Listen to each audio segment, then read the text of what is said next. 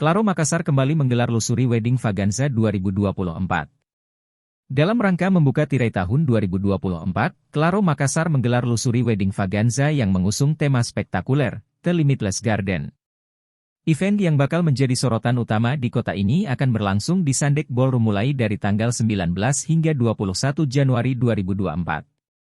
Maraknya perhelatan Wedding Expo ini terungkap dari kehadiran sebanyak 70 vendor papan atas, baik yang berasal dari Makassar maupun dari luar kota.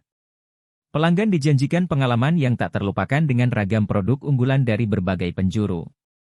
Manajer Markom Claro Makassar, Ridwan Wahyudi menjelaskan alasan di balik pilihan tema yang mengusung keunikan, The Limitless Garden.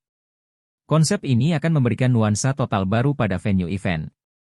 Dekorasi yang dipilih akan mengikuti tren terkini, terinspirasi dari berbagai event bergengsi seperti G20 dan event lainnya, ungkapnya saat konferensi pers di Eksekutif Lounge Claro Makassar.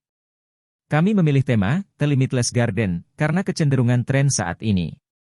Kami ingin memberikan perubahan besar dalam dekorasi yang lebih alami dan terinspirasi dari keindahan alam, dengan tema garden yang kental, tambahnya. Selain pameran produk wedding yang menjadi daya tarik utama, acara ini juga akan menghadirkan segudang kegiatan menarik seperti fashion show, talk show kesehatan, dan konsultasi morula.